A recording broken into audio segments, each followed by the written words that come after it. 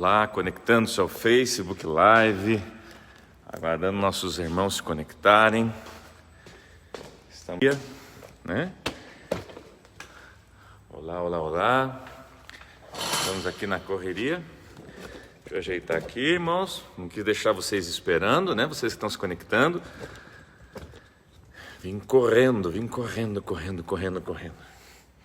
Eu estava a mais de 10 quilômetros daqui, irmãos, e tive que chegar aqui em 20 minutos. Pensa um homem que saiu correndo para chegar em tempo, né? Então, por isso que eu atrasei aí uns minutinhos, né? Vamos lá?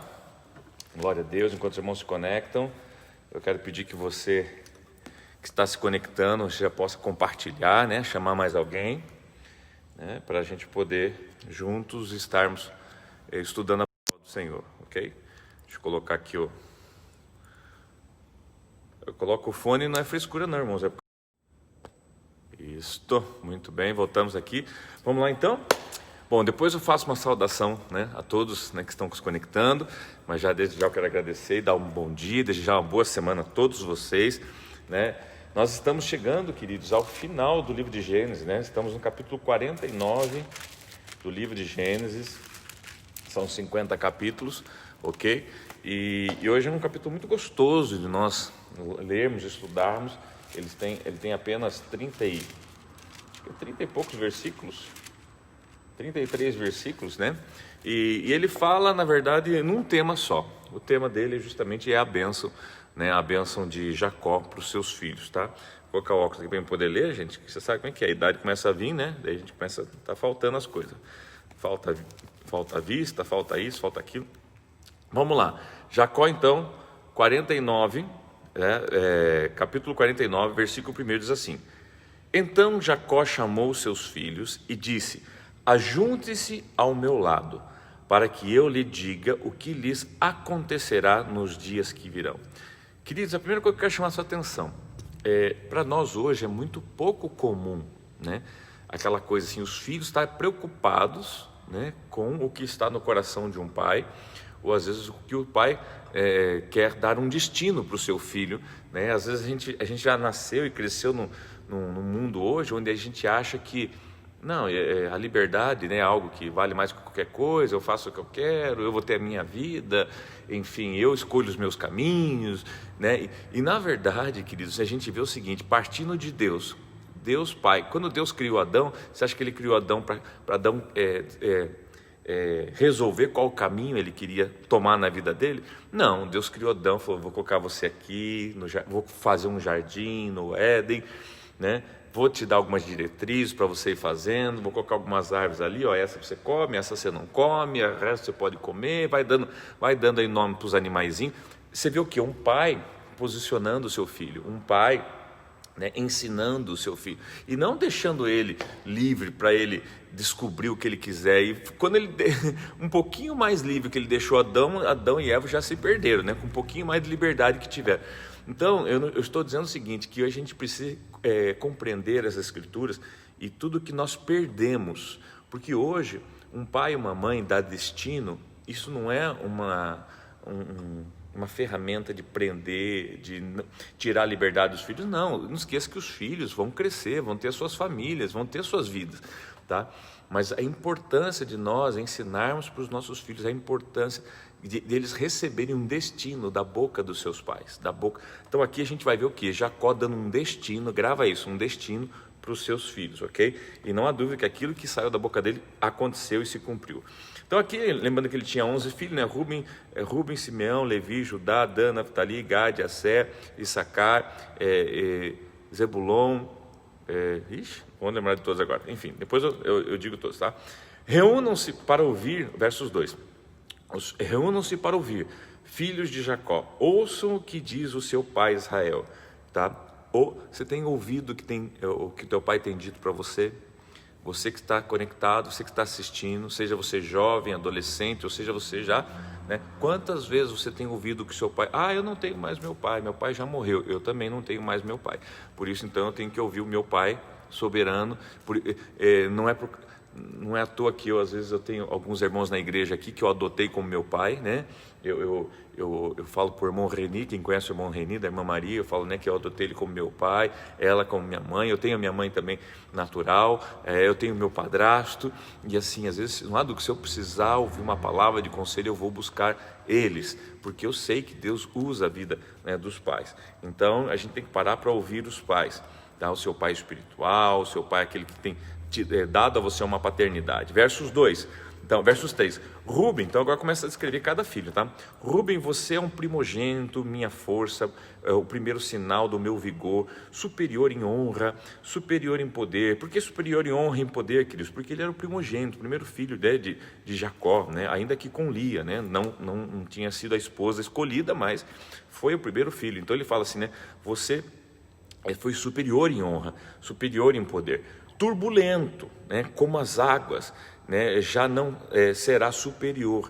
Aqui a ideia de turbulento é como a água que ferve, tipo assim, você é inquieto, você, né, está trazendo uma característica de Rúben, tá? Porque você subiu à cama do seu pai, ao meu leito, e desonrou. Que se você lembra, tá? Ele acabou se deitando com uma das concubinas do seu pai, né?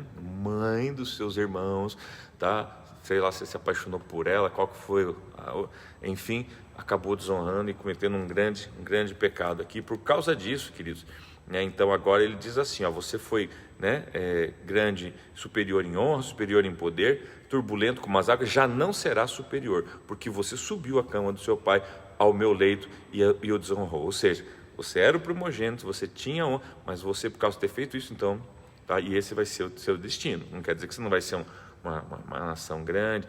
Observe, queridos, uma coisa que eu chamo a tua atenção é o seguinte: procura nas tribos, né? Quando você for estudar as tribos de Israel, Judá, Manassés, Benjamim, você não vai ver a tribo de Rúben. Perceba, não existe a tribo de Rúben, tá? Depois você checa lá o que eu estou falando, ok?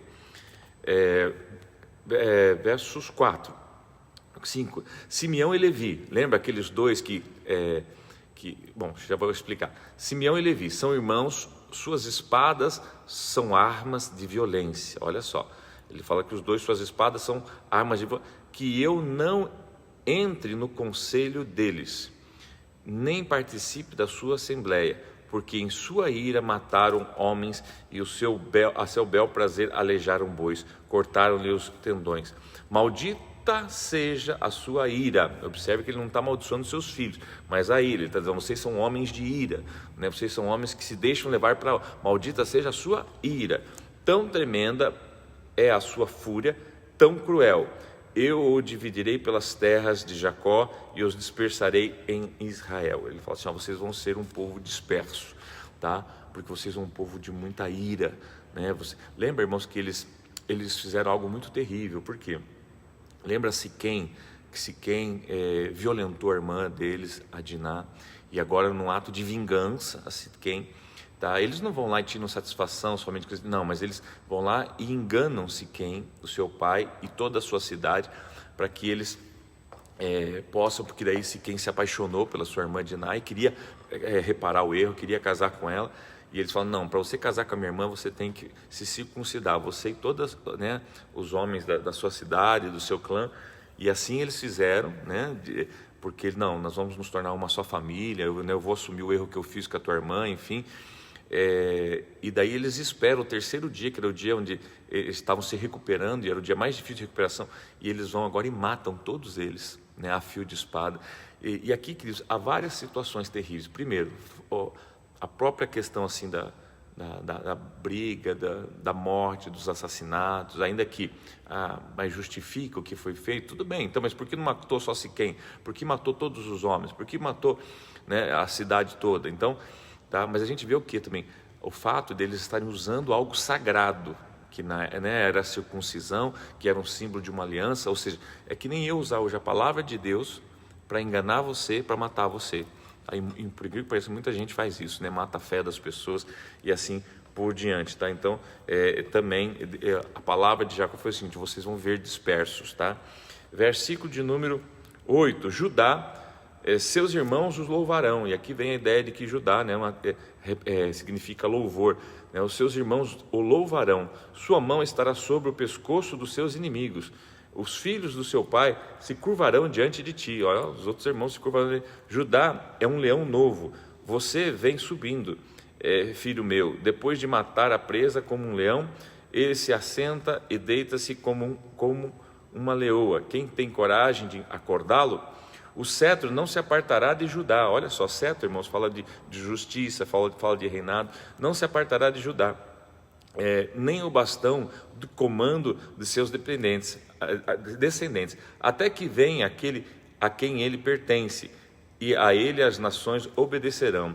Ele amarrará seu jumento a uma videira e o seu jumentinho ao ramo mais seleto, lavará no vinho as suas roupas, no sangue das uvas as suas vestimentas. Seus olhos serão mais escuros que o vinho. Olha, tudo isso sobre Judá, irmão. Lembra que Judá, né, tem muita coisa sobre Judá que a gente pode falar. Seus dentes mais brancos que a leite. Tá, que o leite. Lembra, irmão, Judá justamente é a descendência de Jesus, né? O quarto filho é de Lia. Jesus vem da tribo de Judá.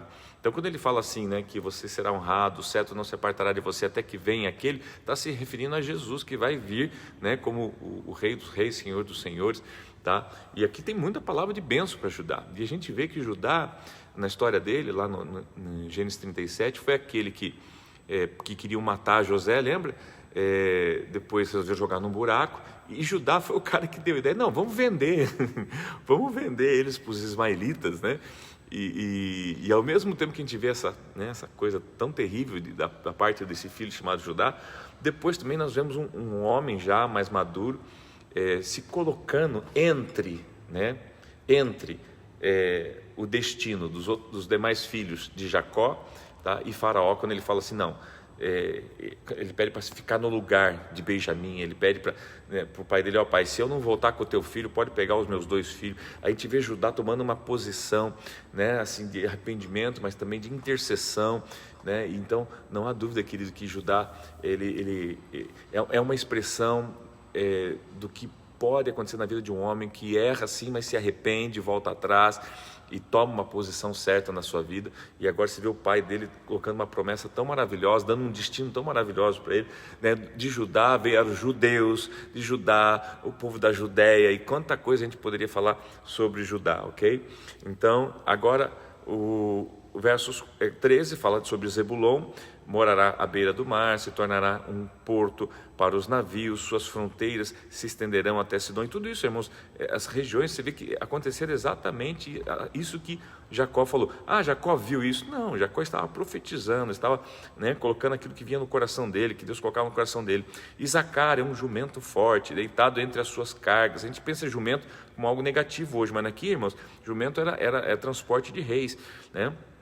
Quando ele perceber como é bom o seu lugar de repouso e como é aprazível a sua terra, curvará seus ombros ao fardo e se submeterá ao trabalhos forçados. Dan defenderá o direito do seu povo, como qualquer das tribos de Israel. Dan será uma serpente. Olha só, não é muito bom, né, irmão? Mas ele está dizendo, olha, eu sinto que é o que vai acontecer com Dan. Dan vai ser como uma serpente à beira da estrada, ou seja, né, uma víbora à margem do caminho. Ou seja, aquele meio traiçoeiro, né, aquelas coisas, né, que morde o calcanhar do cavalo e faz cair de costas o seu cavaleiro.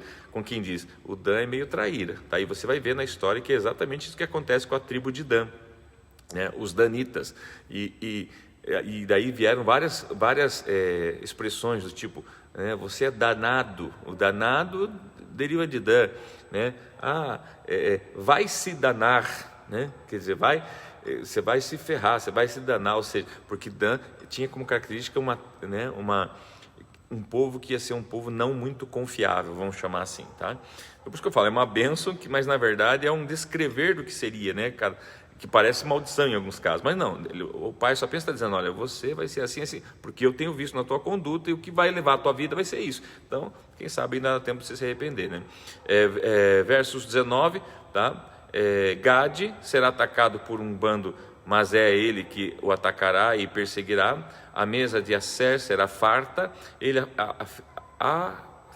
oferecerá manjares de rei. Naftali é uma gazela solta, por isso faz festa. José é uma árvore frutífera. Agora começa a falar de José, árvore frutífera à beira da sua fonte, cujos galhos passam por cima dos muros, ou seja, fronteiras, né? Com rancor arqueiros o atacarão, atirando-lhe flechas com hostilidade, mas o seu arco permanecerá firme, os seus braços fortes, ágeis para atirar, pela mão de poderosos de Jacó, pelo nome do pastor, a rocha de Israel, né? Pelo Deus do seu pai, que ajuda você, o Todo-Poderoso, que o abençoa com bênção dos altos céus, bênçãos das profundidades, olha só, bênção da fertilidade e da fartura. As bênçãos de seu pai são superiores às bênçãos dos montes antigos, as delícias das colinas eternas, que todas essas bênçãos repousem sobre a cabeça de José, sobre a fronte daquele que foi separado de entre os seus irmãos.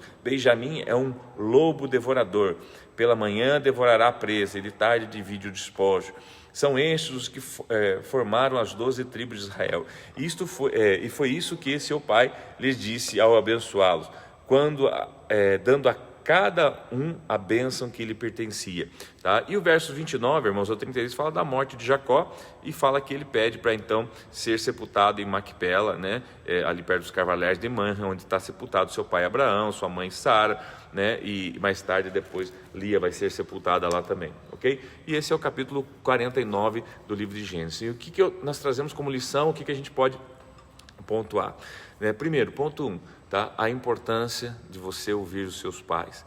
Ponto 2, a importância, se você não tem os seus pais, então de ter alguém que tem esse conhecimento bíblico e fique profetizando sobre a sua vida, bênçãos, tá? Eu digo para você, eu olho muitas pessoas hoje dentro da igreja e eu gosto de chamar, ou meu filho, ou minha filha, mas não no sentido de trazer uma paternidade a eles, mas sim de direcionar um destino a eles. Então vocês que estão nos assistindo, né, eu sempre ensino isso, que você profetize o bem. Às vezes eu olho para uma pessoa e falo, o meu pastor, o meu profeta, eu estou profetizando, quer dizer, eu creio sim que é pelo Espírito Santo, tá? E assim, a Bíblia fala assim que a gente combate o mal com o bem, né? Então assim, você precisa se posicionar hoje, abençoa seu filho, abençoa seus irmãos, abençoa as pessoas, abençoa, tá? Não queira fazer justiça a você, não queira você ser o dono da razão e querer, não, mas é que como é que eu posso abençoar a tal pessoa porque ela é assim? Você pode abençoar. E deixa que a justiça e o julgamento venha da parte de Deus e que Deus faça isso. Seja um abençoador. Eu quero que você, nesta manhã, sinta-se um abençoador, sinta-se abençoado, porque eu quero abençoar você. Talvez você não me conheça, talvez você não conheça pouco, mas eu talvez não te conheça quase nada, mas eu quero abençoar você nessa manhã. Eu quero me permitir ser um pouquinho de Jacó na sua vida hoje, de Israel, e dizendo a você, eu me aproprio da autoridade do Espírito Santo de Deus para declarar que os seus caminhos serão caminhos retos, firmes, seus passos serão passos firmes, não vacilantes.